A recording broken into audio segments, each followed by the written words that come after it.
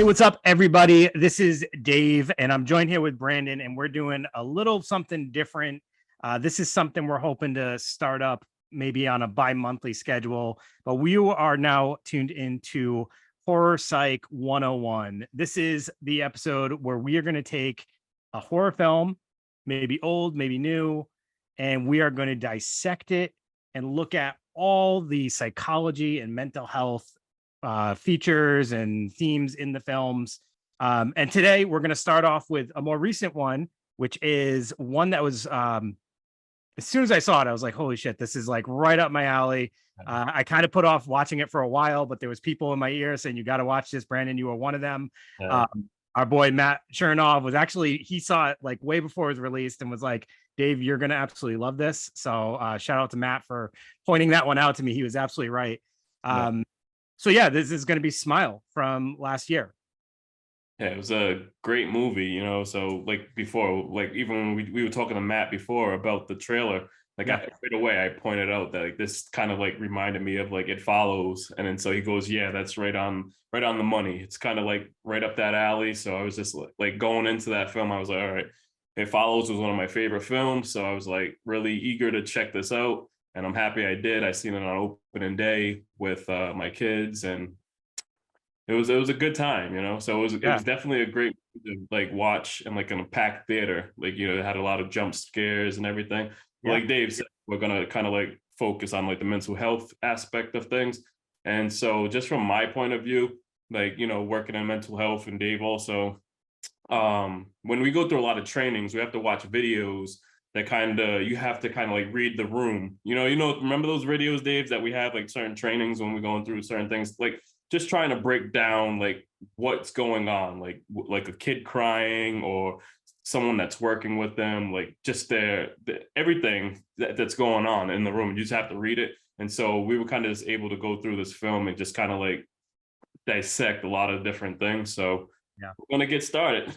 Hey, Brandon, before we talk about the film, Yep. maybe it'd be helpful for us to give a little bit of background on ourselves and kind of our relationship with mental health and psychology. Okay. I'll let you start since, we both kind of like came up working together. So you can Yeah. kind of share that background. All right. So I've been in the mental health field since I want to say 2006, but I've been working with children ever since I was 13. Started off in a daycare, and just I started working at a group home in 2006, and that's around the time that me and you met. We worked at a group home together, working with adolescents, behavioral boys, and so just from there, my career just started to just go a little bit further and working in the schools. And now I'm currently working in a psych hospital with adolescents from the age of 4 to 21. Yeah. So, I see a lot of these different behaviors and different things that children go through, trauma. So, a behavioral therapist. So working with children is just something that I love to do to kind of help out and try to change lives, because there's a lot of trauma out there and everyone needs help. Yeah. And, Brandon, one of the other things about the population you work with, it's mostly individuals with intellectual disabilities, Yep. which for people who are kind of familiar with that population, it is the most vulnerable population. So the rate of trauma with individuals who have developmental disabilities, especially those who, might have also struggle with mental health and behavioral issues, is super high. Yeah. So, I mean, we're working with individuals who come from really rough backgrounds, have had really bad experiences. And yeah, that really does shape the way that they view the world, the way they interact with people. And it's fascinating, but it's also really sad. Yeah. So as Brandon mentioned, we met working at a residential group home for kids. I had started just a few years prior working with adults in the same with the same population, pretty much. I've been doing that since 2002, and then a few years ago, if you guys have been listening to the pod for a while, you'll know because I've mentioned it a few times. I went to grad school doing now I'm doing mental health counseling for anyone and everybody, pretty much kids, adults, men, women, all ages. And it's been quite the journey. And it's also like just kind of presented me with opportunities to get to hear a ton of stories, and I love it. It's super fascinating. It keeps getting my like curiosity about why we do the things we do. I just love thinking about that. Mhm. Um, so now when I watch a film, especially a film like Smile, it's like I watch in a totally different realm. I Yeah. feel like if I watched this movie like years ago, I probably wouldn't even have thought twice about themes or like things I was seeing. But Mhm. it's cool to be able to watch a film and see the things that I feel like we were intended to see. Did you feel that too? Like when you watch it, like it's because of what we do, we saw some of these things. Yeah, you see so much extra things. I mean, it's and especially like the second viewing, like I had gone through it again, and I'm just like catching shit that I missed. I'm just like, oh man, like just things that we like that are like in our field every day that we work with, and we'll kind of bring that stuff up later on. But it's just the tools that we use on a daily basis that we just kind of come through and like we're like, oh shit. Yeah, for sure. And this is like one of a few films where I watched it and then literally woke out of sleep and started jotting down a ton of notes. I woke up, no lie. I woke up and was like, holy shit, I got to write this down because this is definitely going to be an episode on the podcast. Yeah. Because I just like couldn't stop thinking about some of the stuff and like Mhm. what were they trying to get through to me. So yeah, I guess we'll start talking about the film. Brandon, do you want to kind of go through the who made it, who the actors are and stuff? You can take that. I'll Okay. Oh, all right. All right. All right. So this is written and directed by Parker Finn. This is actually his feature debut. He had a couple of shorts. This was based on a short called Laura Hasn't Slept. It stars Sosie Bacon, who is Kevin Bacon's daughter, correct? Yep. All right. She plays Dr. Rose Cotter, who's our main um, protagonist. Kyle Gallner is Joel, her ex. He's also like a police detective. The dude looks super familiar, but I couldn't tell Yeah, you from where it's like. Scream. He's in the Scream from last Scream 5. Oh, okay. So he was Stu's nephew, the guy that was outside in the Yeah. car. It was just Yep. like a random kill at the bar. That's Yep. him. All right. Yep. And Jesse T. Usher, who plays Trevor, that's her husband. Hmm. I thought he was going to have a bigger role than he did Yeah. not. Maybe there's some deleted scenes that we'll see at some other time, but like his role felt like it was important just because it plays into the story. But yeah. Yeah. Uh, Basic plot summary. So, just a really quick overview of this film. So, after witnessing a bizarre and traumatic incident involving a patient, Dr. Rose Carter starts experiencing frightening occurrences that she can't explain. As an overwhelming terror begins taking over her life, Rose must confront her troubling past in order to survive and escape her horrifying new reality. I took that straight from IMDb. That was not my words. So. Alright, so yeah, like we were talking about, like how this film just starts off is just so powerful, and this the opening scene. It's like the film starts off with Rose's mother dead in bed from an overdose. The screen pans out to focus on the bedroom where you can see like a few wine bottles, cigarette butts, pills on the floor. Her hamper was full of dirty clothes and more alcohol. When the camera reaches the dresser, I had to pause it and see what type of magazine she had on shelf. It was a lot of fashion magazines. So you can see like her appearance was something she took pride in, like before whatever happened. And it showed more empty pill bottles and family pictures. So the first two pictures had a picture with the father, and then the last picture was just the girls and the mom. So then it focuses on Rose looking at her mom from the bedroom door when she was a kid, like looking at the dead body. And then the phone rings. And then that's when we get into Rose waking up as an adult. Present day. Yeah. But, you know, that first part had so much trauma in it. So Yes. you wanna break that down, Dave, and kind of like you want to like kind of Yeah. So, I mean, my first thoughts about that is, a child witnessing their parent overdose and being the only person there. Like, imagine being a child, seeing your parent dying or dead, and just what do I do? Like what am I supposed to do as a child? And like we get into this a little bit later, but like imagine what that child's thinking, Mhm. like I have, so we find out later, and we're going to get to this. She has a sister who had already gotten out of the house by this time. So she's alone with her mom, just living there. The father's out of the picture. So much responsibility. Like, a child sometimes takes like the parent role. And if when a parent like ends up having their demise the way her mom did, it's Mhm. like failure, right? Like right off the bat, she's, a child already experiencing like loss and failure. Like I didn't save my mom. That's such like a heavy thing to put on a kid. Yeah. And also like my takeaway from it is that the father must have killed himself in front of the mom, and that's when the mom starts going through this Sure. downfall of the spiral of everything in life, because like I said, like the magazines kind of show that she was into fashion, and like you could see like the room wasn't clean, the clothes were just piled up and just dirty, Yep. and just a lot of things. And so like you said, we talked about the sisters and how their relationships kind of like change, because like the older sister is kind of like normal and able to kind of bypass a lot of things, and Rose, like you said, she found the body, she's has to go through so much more. And a lot of times like there's like resentment from the younger kids, Yeah. and like, oh, you got out of the house, you didn't care about us. Hmm. And like the younger one ends up staying. It's not necessarily because like they didn't want to leave. A lot of times it's like you're under 18, you're like, you're stuck. Like she was a little girl, her sister was old enough to be able to leave. So even just like you think about that dynamic and like the resentment, the guilt the older sister must experience that she's got to kind of process. Yeah. The So Brandon, are you familiar with like the phrase generational trauma? Yeah. Yep.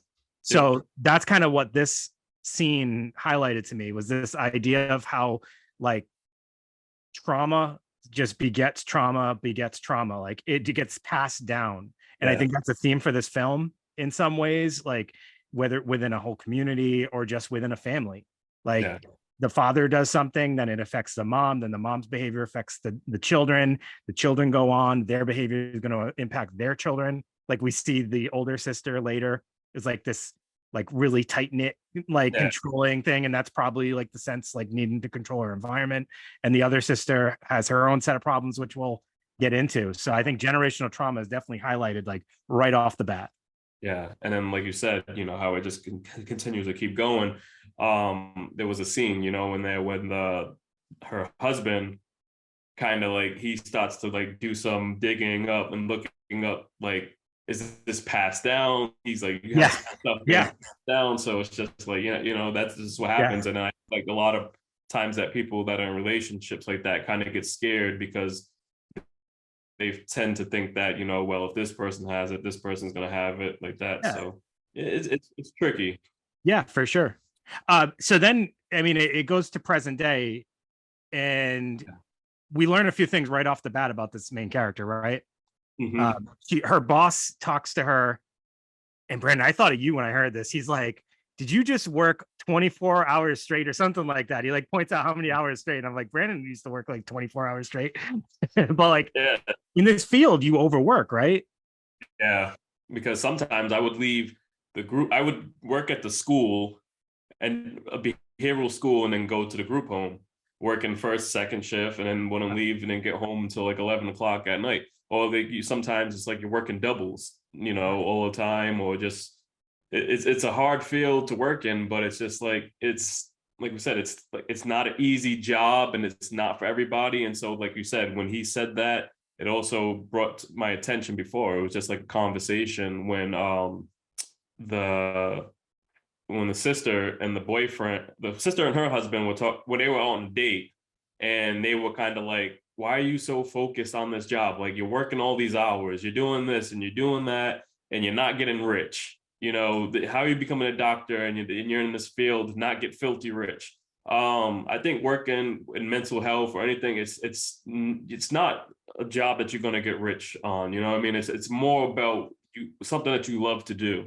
And so it just becomes really hard. And so it's like a lot of people have negative feelings on it. Like even when some like police would come to the house and everything like that for the kids, I don't know how you do this job. You know what I mean? Or Yeah, like yeah. this field. I don't know how you guys handle this stuff. I can't see. I couldn't deal with this, Yeah, for sure. And so I think one of like right off the bat, learn that about the character.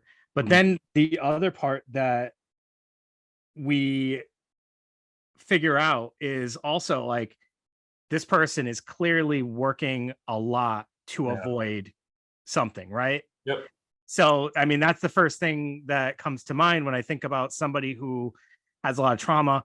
Um, you think about avoidance, right? Yeah. So some people get into substance abuse, some people, pick up like other habits, gambling, whatever. This person picks up working a ton to just avoid going home and facing her problems. So that's kind of alluded right off the bat. He, suggests she takes time off.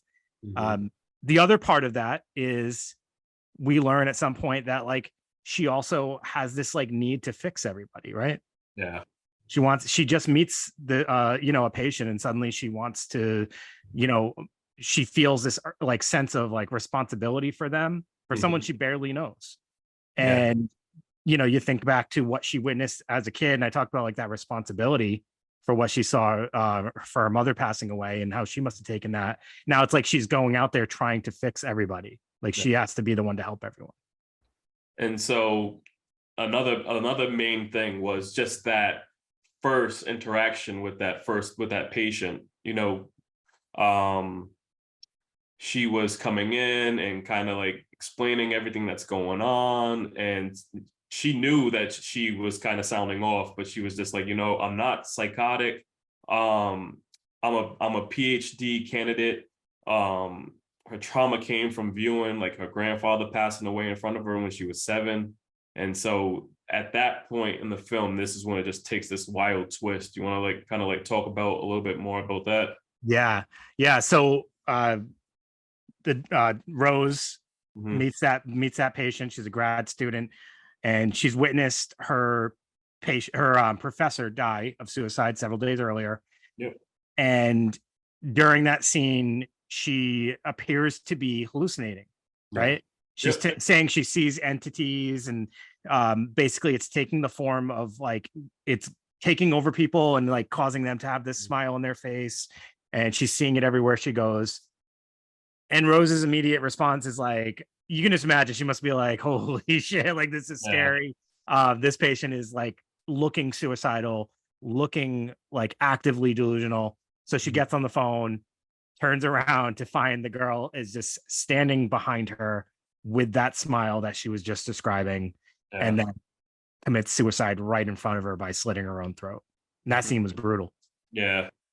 It was really hard because just viewing that, just the state that people are in and how fast things can just take off. You think that you can try to handle everything with just trying to be calm, and then just trying to, like you said, she was trying to just call, and then like, right Yeah. then and that it was just over.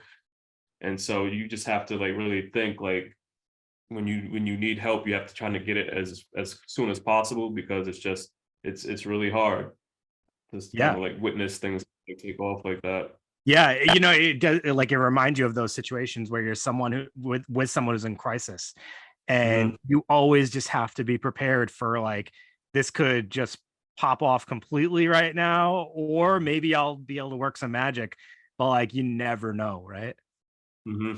And that's the thing too. It's like you like that type of patient, you would probably think like, you would bring in someone extra to kind of like for a little bit support here and there at times, because you just don't you don't know how things can go, but at the same time you want to keep things kind of private, but you could see the kind of state that she was in.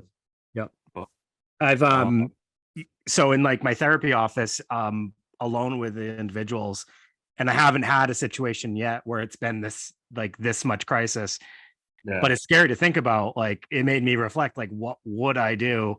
I know like Hmm. in our office building, we have like procedures of how we might like subtly alert someone that like something's happening. But yeah, this would be a very scary situation for sure. And Yeah. being in a psych unit, obviously, there's people around, but they couldn't get there in time. Yeah. So Now, yeah. yeah, I was just gonna say, like, from there, she again, now this is the point where she sees the other gentleman, right? Yeah. Yep. And and he's like, he's got the smile on his face. So now we know like this, whatever this is passed on to her. Hmm. And And he that's begins singing, saying the like, "You're gonna die." and so, that's when you would see like certain things would just kind of like go off. I know there was she was walking past the room, and so when she first seen him smile, there was the room number was kind of like blurred out, but then it like focused in, and then it was like room number 817. And so I think in this film they kind of focus on like numbers a lot, just like in life, because numbers have a meaning. And so it was just about like how there's going to be like a breakthrough in your life, and how you have to kind of keep ahead on the positive things. So it's just those little things. It's just like in this film, it was just like done so well that that you have to pay attention to it, that you would catch on the second viewing. So definitely just remember that numbers have a meaning, and you can kind of look them up and kind of Yeah. go through there. And Yeah, you there's want like to there's all these different types of numbers too. There's like angel numbers and Yeah, that's what, um, yeah, the angel number. yeah, I've heard of that, but I haven't really delved too deep in it. Yeah. When that guy starts saying you're gonna die, you're gonna die, she calls for help again, and she Mhm. gets the the unit staff to go, and they restrain him, Yeah. only to find that that was all in her mind, Yep. and he was sleeping, right? He was just laying on the bed, because it was just like so weird. And then so she even noticed that like when she had gone back when the staff had ran into the room. And so she was just like so far in that she couldn't even pull herself back to say, hey, it was a mistake, because Yeah. she didn't know what to believe. So So, kind of taking the trauma angle from that one, one mhm. of the things that trauma leaves people with is like you're in a state of hypervigilance, which Yep. means like anything that resembles danger, your brain is like heightened to start to look for. And a lot of times you'll find individuals who they go into that fight, flight, or freeze for Yep. reasons that don't really match like the context of what's happening around them, but it's just because their amygdala, which is the part of the brain that spike that like kind of triggers that, is Mhm. like just amped. It's looking for danger. You're like kind of sensing it. So I almost felt like that scene right there kind of was like them like just like showing their version of like what hypervigilance looks like for for someone who just experienced trauma. So she Yeah. immediately senses danger, her brain just goes into that mode and just reacts, and then feels absolutely terrible. Yeah. And then right after that, that's when she had to talk to her supervisor, and then that's when he was like, I think you need to take a personal leave. And so it started to sink into her that that okay, maybe I do. And then she, at the same time, she was still focused on trying to work, and that's Yeah. what like when people try to get roped into too much to try to keep the self busy from like avoiding all that. So but when the main thing is when she was sitting in her car, Rose closes her eyes, and then so the next shot pans into like the upside down city, which kind of represents her life being flipped upside down, Yeah. Yeah. you know? Yeah. So it was just like at that point, that's when things just started to change. And Yeah. so and then she went home, and then you can see like she went home and she started to drink like really heavy. Yeah. And then so most of the jump scares kind of came in the film, and she would drop a glass. I had to look up the meaning behind glass breaking, and also symbolizes for ways and examples. It can represent someone who has been hurt by an experience or an event and it needs time to heal. It can also represent someone who needs to break away from their past in order to move on. So it's just like Ooh. it's like these little Yeah. things in the film was just like it's so fucking crazy. That I'm like, second one right there is like yeah, perfect. yeah. I didn't know that. That's a good catch. So super interesting. Did you happen to notice though when her husband gets home Hmm. that did you happen to like pay attention to that interaction? Yeah. He asks her like, "How was your day?" or something like that, and she goes, "Oh, it was a bad day." Doesn't give Hmm. doesn't give any detail. Like doesn't say, "I watched a woman kill herself." Like anything that most people would probably think to say. So she's totally just bottling it all up. Hmm. She is avoidance like 101 right there. It's like Yeah. she is not going to talk about her trauma. She bottles it up. She feels like she's dealing with it, but she's actually doing quite the opposite. But also she's just like, and I think this is a big theme for what the smile stands for. Like she's not showing her true self to her partner. So she's Yeah. like hiding a part of herself by not, like a lot of people who don't want to talk about things that are going on, they'll use like the phrase like, oh, I don't want to burden my partner with that. I don't want to burden them. Yeah. And if you think about how like selfish that is like in a relationship, it's supposed to be like 50-50. So Yeah. you want to be there for your partner, you want to help them, and vice versa. They want to help you. So if you don't show that side to them, you're kind of withholding something from them. Yeah. And she hides this, she bottles it up, and she's essentially like she's building a wall so that like I mean eventually this relationship, no matter what happened, would Yeah. eventually not work because she is not giving her whole full self to him. Yeah. And that was the thing. It was just like the communication, like you said, it was just Yeah. hard. And like you said, 50-50. He just found himself like, Rose, what the hell's going on? Like, and so it's just like And he it's just funny though, because in the movie though, like it's that you're exactly right. Like he is trying. He is yeah, he trying, but like, definitely and is. the movie does a good job of like making it seem like he's not. But if you actually Mhm. look at it from this frame, he is. He does Yeah, this. Later, he makes another attempt to try to get her some help, but like she is making it impossible for him to succeed in yeah. helping her. So like he couldn't win no matter what. hmm And that's the thing, and he was always backing her up, like I said before about that conversation about when just working, and he had stepped in like when when the sister and her husband were kind of like ganging up on Rose saying, what are you doing this for? You're not getting rich. And he stepped in and said, look, Rose would do this Yeah. if she didn't get paid at all. Like, you know Yep. what I mean? Yep. So it's just those things where he definitely did a good job in playing that character and just following through on everything that he did everything he was supposed to do, Yeah. Yeah. Absolutely. And it's funny because like if you just watch her like her go through this movie, she makes it seem like oh he's not there for me and like stuff like Yeah. that. But like in actuality, she's not allowing him to even be able to be there for him. And then Yeah.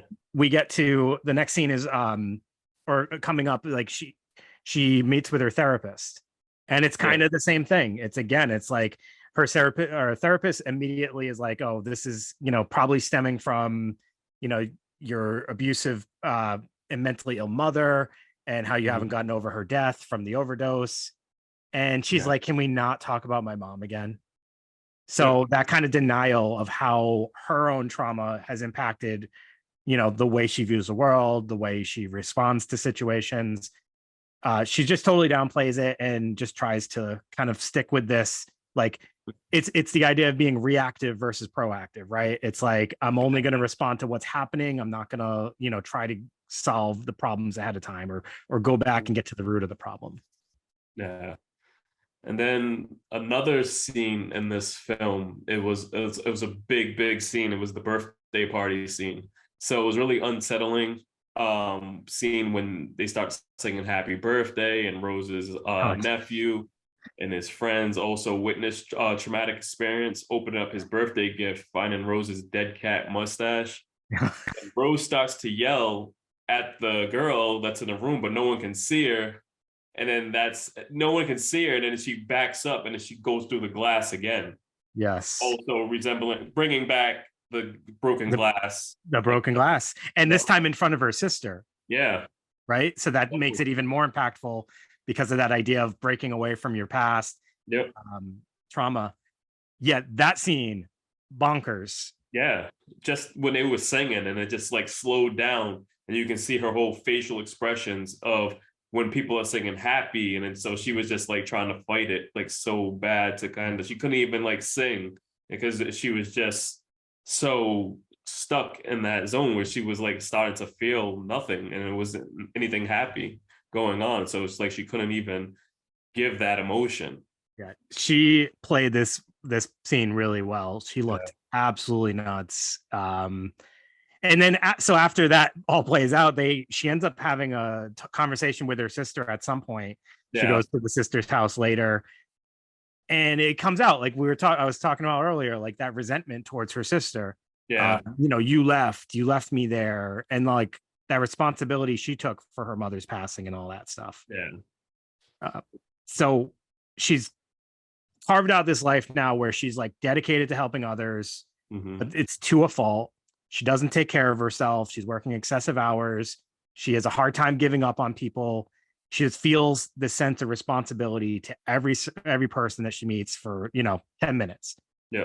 and it's not healthy, right? Yeah. So yeah, this is kind of like what is going on for this person. I've obviously, after all this, continues to spiral. She gets more information about the curse, I guess they call it at one point, right? Isn't that? Yeah. But to take it back, because another thing I was saying, because it was like right after that, the hospital situation, like I said, she's like fell through the table. She had all the cuts and she's sitting there and she's screaming. All the kids are watching her. Now, like, what I mean? Like the trauma that the kids have just from viewing all that, Yeah, So yeah, it's like that can be like this whole other absolutely. world, you know? Yeah, yeah, So it's just like even the nephew, like when she would go to the house and he would view her out in the car, he was just sitting there just looking at her. And then it's like even the sister said, like, you traumatized my son. You know what I mean? Like this kid's yeah. messed up. So after that scene, she had gone to get evaluated. And so when she was inside the room, the pain assessment tool plays a big part in this film because it zooms in on the chart at a certain time and it grades how Rose's how her feelings are throughout the film. And then at that point in time, after that moment, it zoomed in and it was at like 0 and it had like a smile face. You know what I mean? So it was Mhm. like, and then like you felt no pain. It said no pain. So Yeah, she was at that point already at that time of not feeling pain at all. yeah, So that's when she was like really lost in that film. absolutely. So the other angle I took on that, which I think was like the idea of what the smile is. Hmm. It's a mask that people who have experienced a lot of like trauma and pain just Yeah. put on for everybody to see. So it's Hmm. almost like I put this smile on to show till so you can't see how hurt I am, right? So Yeah. you can't see all the past like cuts and scars that I have. And I Hmm. just it's like that idea of like how she is in her relationship with her husband. Yeah. Like he can't see like how deep those wounds are. He just gets that surface level. So for him, it's like, basically a smile is what he's gonna get, no matter what's going on underneath. And then, like Uh, I said before, this film kind of resembles it follows. This is when the film kind of like takes a detour from the seriousness of things. And like I said, it was and it follows to skip a death, you must have sex with someone else to pass it on. And this film, to skip a death, you had to witness a suicide and you must kill someone. I mean, you have to like kill someone and make like a big scene for it to pass you. You know what I okay. mean? Like, that was the thing, because I So basically you have to traumatize other people yeah, so you had to by make a killing. big scene about it because the guy said you have to make this count. You know what I mean? He goes, the craziest weapon you can and make it count. Yeah. So it was cool in that aspect, but it was just like, I think at that point in time, it just had to make it a horror movie. Yes. Yeah, But yeah, it was yeah. just, it was cool from that point on. We forgot to mention, so she does get her ex-boyfriend involved at some point, Yeah. because he's also a police detective and he had gone to the original scene from the Hmm. hospital. And she has some conversations with him because he's like still into her, so he's Yeah. just trying to do whatever he can to keep her around. But she acknowledges at one point that she puts walls up. She doesn't let people get too close to avoid them from seeing her flaws. Yeah. uh, and it's important for people to see her as put together. She's working in a hospital, she's helping people, but like no one ever gets to know her on a deeper level. So this guy is just like, he's another one of those casualties. He's like what the husband's going to be eventually. He's somebody that she just never let get too close, Yeah. always kept at bay, and they always kind of like wanted to break through, but she wouldn't allow them. Yeah, but I think that's the thing. I think that the ex kind of knew the back history of things, and I think that's probably something why that relationship ended. You know what I mean? Because Yeah.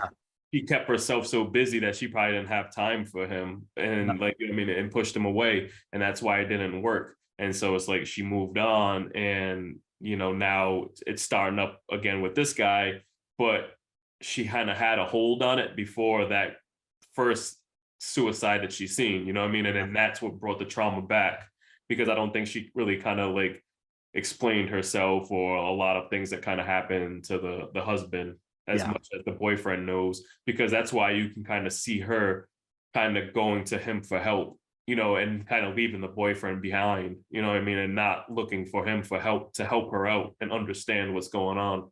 Yeah. So Yeah, because that was a good point. I was like curious. I know he was a police detective, so it made sense. yeah, But like for her to just like solely rely on him and not bring the mhm, husband along was kind of an interesting yeah. choice. So I guess, I mean, unless you have anything before that, we can kind of skip ahead to like the abandoned house part.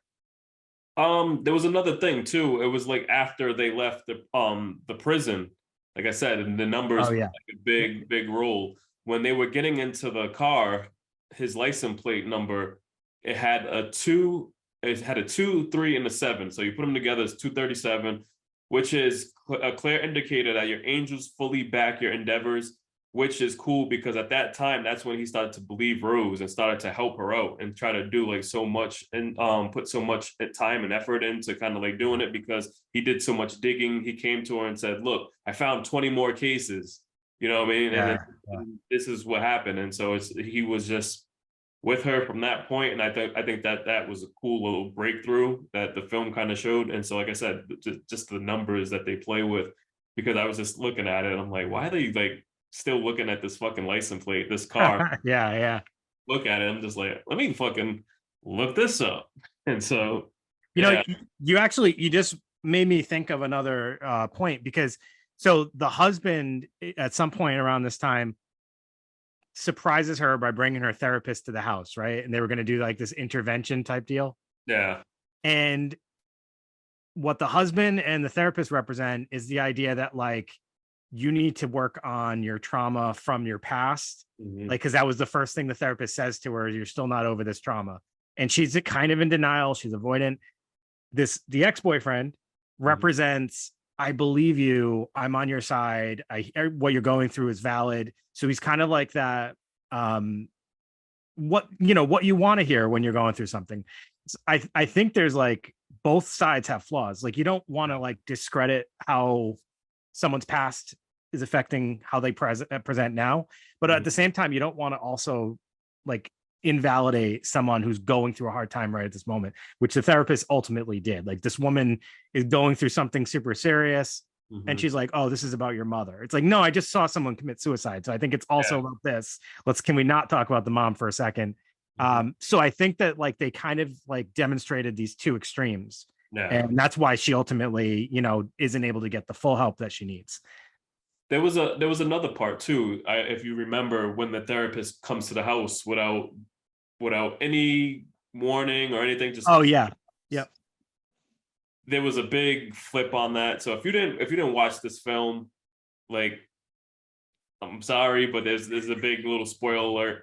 There was a situation when Rose started to like pour so much to the therapist, and then it all started to come out, but then the therapist wasn't real.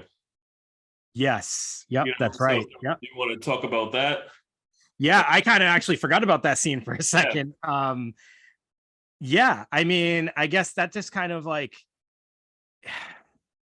I'm trying to think of exactly how to word this, but like that scene also right there just starts to go into that like I can't trust anybody Mhm. type deal. Like, the time I do trust somebody, it turns out not being real, right? Yeah. So I gotta keep this on myself. I gotta like work on this myself, Mhm. which is super dangerous for people because like we all kind of need help and support from others. Yeah. But this scene kind of like she already had an idea in her head that she can't trust this woman to Mhm. help her, and then she ends up like thinking it, and it becomes true. Yeah. So yeah, that I forgot about that scene. That was actually a twist right there. I wasn't expecting that. Yeah, that scene was crazy because I'm sitting there, it's like it's almost time, and I'm just like, oh man, and that's when she's like running through the house. Yep. So yeah, this film just definitely has so much to unpack. Great performances in this film, I gotta say. Like everybody did a really good job. Yeah. Even Kumar. Kumar. It's like Well, Kumar in a they serious cast role. him a little bit too much this movie.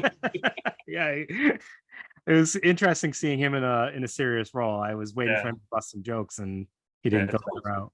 it's always cool to kind of see an actor that's like from comedy movies kind of come and do like a Yeah, serious roles and stuff like that. And you're like, is he gonna say something funny? Nah. he didn't. All right, so flash forward. Mhm. She decides to just face this problem head on. I love the general idea around this. Mhm. She goes to her childhood home and basically is going to do her own exposure therapy. So if you think about what exposure therapy is, it's like that person who's afraid of spiders, and then the therapist brings in a spider to make them face their fear. Or if you're afraid of bridges, we work you over to driving over a bridge at some point. So basically, you're gonna face your fear. You're gonna relive that experience instead of doing the avoidance that we've been seeing for all this time. Yeah.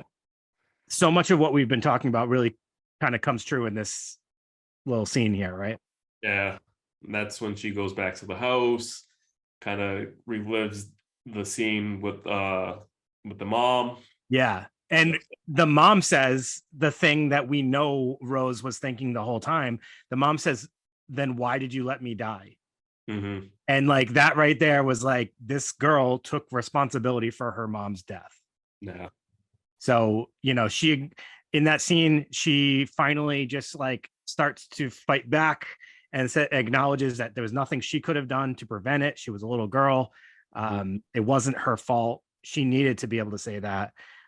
So while she's there, the trauma manifests itself into this large creature, like significantly larger than it ever would have been had she dealt with this early on. And that was kind of representing all those repressed Mhm. processing of emotions.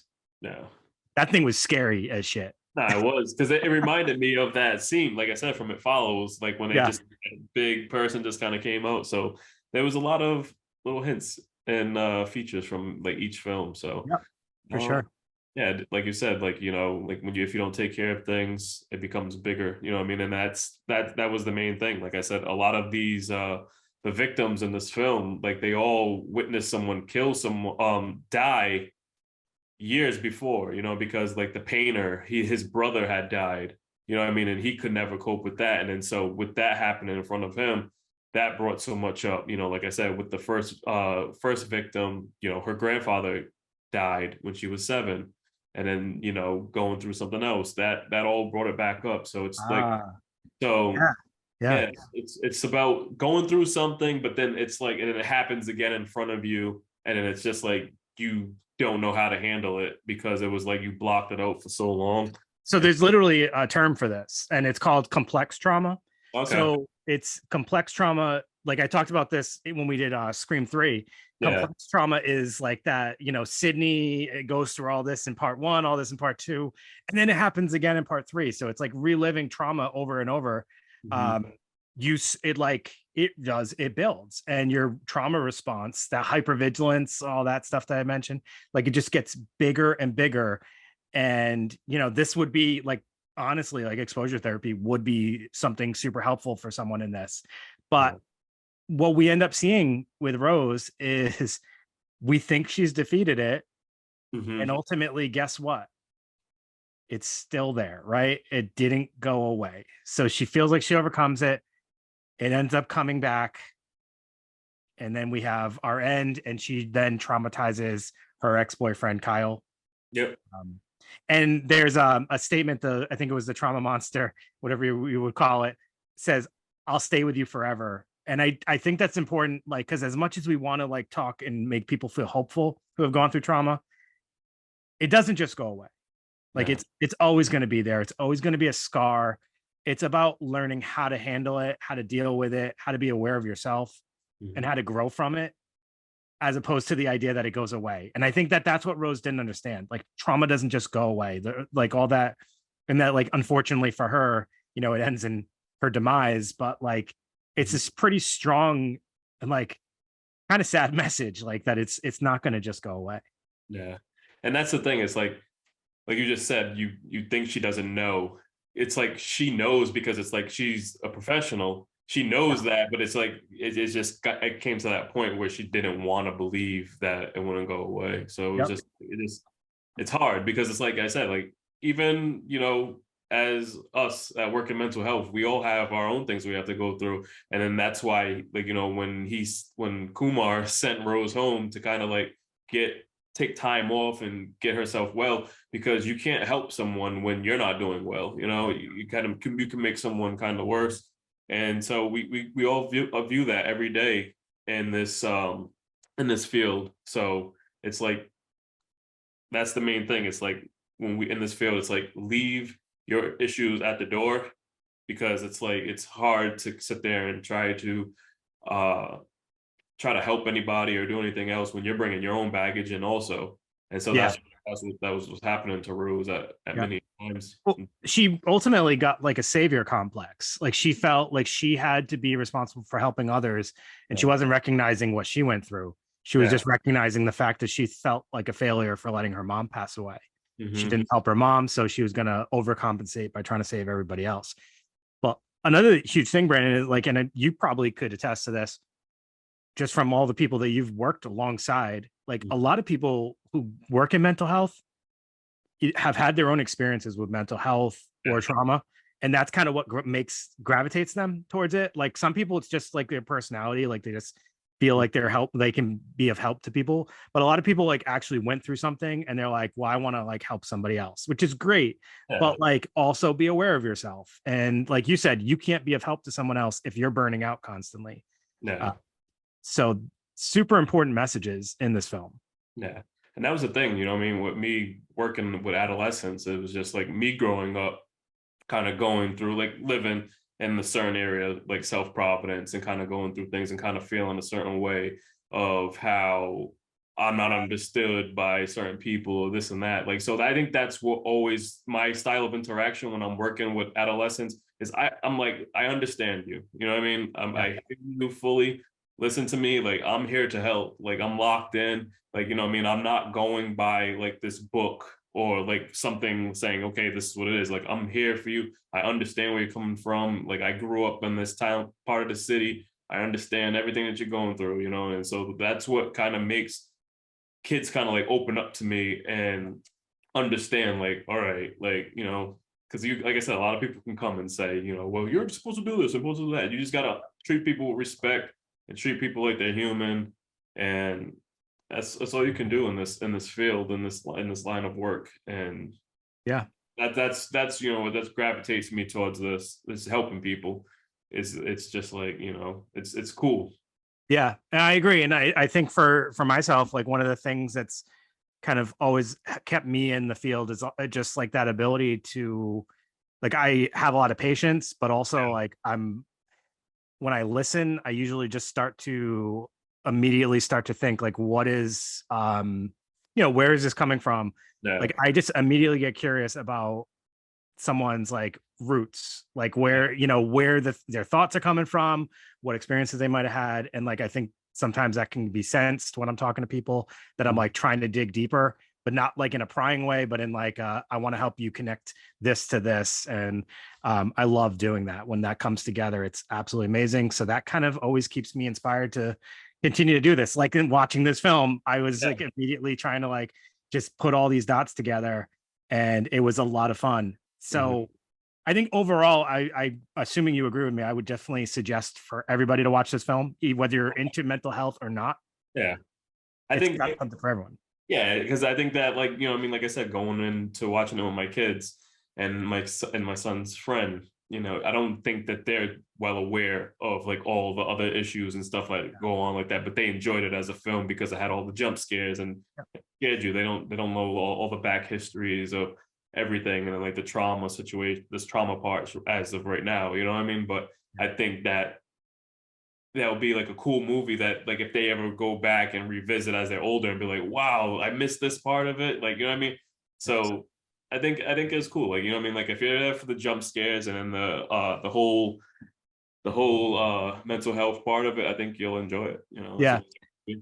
The other part about this film, I'll just give it like a little bit of a warning about. I mean, it does deal a lot with suicide. So if you're Yeah. someone who doesn't necessarily deal well with that topic, like this, maybe steer clear of this.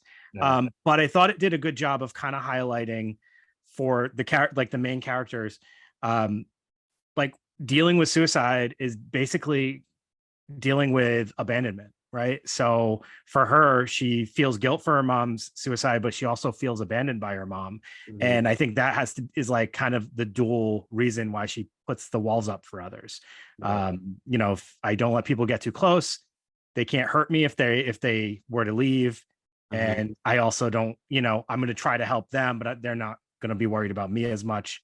Right. So it's just like that. Yeah, it was just, I thought it was really well done.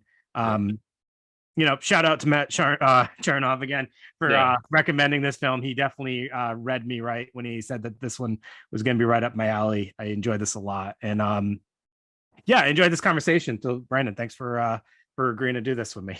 No problem. So yeah, this will hopefully we'll try to do this bi-monthly. So see you guys back in 2 months. I don't know what movie we'll do at that time, but yeah, we'll have another in-depth conversation. I hope you guys enjoyed this. All right. Thanks, everybody. Have a great night. Take it easy.